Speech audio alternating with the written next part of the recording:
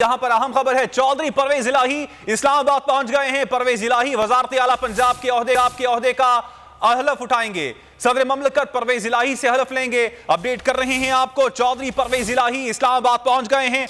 खुसूसी तैयारी के जरिए चौधरी परवेज इलाही इस्लामाबाद पहुंचे हैं और इस्लामाबाद में वो सदर ममलकत उनसे बतौर न्यू पंजाब के वजीर आला का हलफ लेंगे। सिद्दीक जान, ब्यूरो चीफ इस्लामाबाद, इस वक्त हमारे साथ मौजूद हैं। मज़ीद तफसीलात उनसे मालूम कर लेते हैं। सिद्दीक, बताइएगा हलफ बर्दारी की तकरीब कब होगी और परवेज इलाही के साथ साथ और कौन कौन इस्लामाबाद पहुंचा है? देखिए, ये तो हम वो तस्वीर भी दिखा चुके हैं कि चौधरी परवेज इलाही साहब के साथ जो है कौन कौन महमूद रशीद हैं, मुराद रास हैं, बहुत सी आम शख्सियत, चौधरी उजात है ये और जैन कुरैशी, ये सब लोग आ रहे हैं। लेकिन असल जो बात है वो ये है कि ये तहरीक इंसाफ में जो मीटिंग हुई उसमें ये फैसला किया गया कि फौरी तौर पर यह हलफ लिया जाए। उसकी वजह यह है कि बहुत से शुबहात हैं, खतरात हैं। लगता यह है कि अगर रात को हलफ नहीं लिया जाता तो उसमें दो वजूहत थी। तो यह है कि ज़ाहिर है सुप्रीम कोर्ट के फैसले की कंटेम्प्ट हो सकती है। एक तो आप देखें कि जो गवर्नर है उन्होंने तो सुप्रीम कोर्ट का हुक्म मानने से इनकार कर दिया, हलफ नहीं लिया। जब उन्होंने हलफ नहीं लिया उसके बाद सदर पाकिस्तान को भी ये डायरेक्शन थी कि सदर पाकिस्तान जो है वो हलफ लें। तो इसलिए सदर पाकिस्तान ने फिर ये सोचा और ये फैसला हुआ कि कहीं ऐसा ना हो कि अगर सुबह तक हलफ नहीं लिया जाता तो कंटेम्प्ट ऑफ कोर्ट ना हो जाए।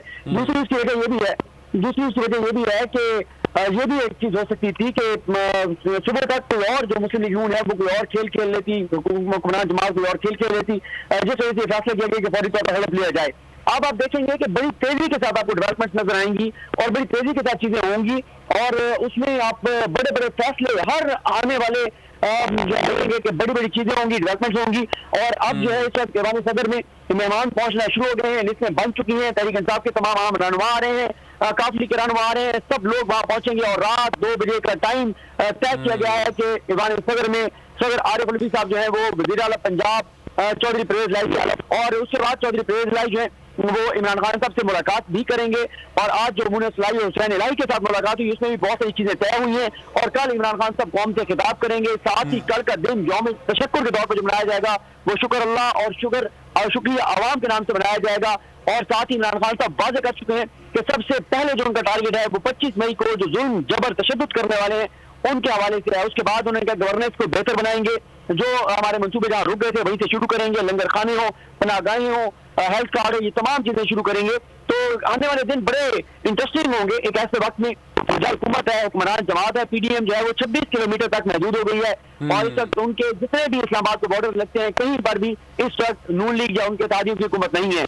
क्योंकि इमरान खान के पास पंजाब, इमरान खान और ताउफ लीग के पास उधर से अगर आप देखें चाहे वो कश्मीर हो तो हर जगह जिधर से आप देखेंगे घेर लिया गया है इमरान खान की जानिब से वफाकी हुकूमत को। और आने वाले दिन आप देखेंगे काफी हंगामा खेज होंगे।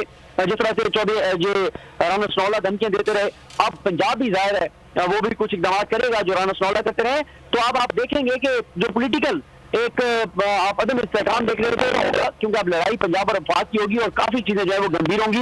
लेकिन ये जरूर है कि ये सारी चीजें जो है वो इलेक्शन की तरफ मामला को लेकर जा रही हैं और वाज़ेह तौर पर नजर आ रहा है कि 2022 में इलेक्शन होंगे क्योंकि इमरान खान को अब ये भी फैसला करना है कि उन्होंने पंजाब असेंबली कब तक चलानी है। अब इमरान खान के हाथ में बड़ा कार्ड आ गया है, इस पर तो खैर हम आगे चल के बात करते भी रहेंगे कि इमरान खान के पास क्या है और क्या क्या चीजें वो कर सकती है। ठीक, सिद्दीक जान, इस हवाले से आपने तफसीलन अपडेट किया, आपका शुक्रिया।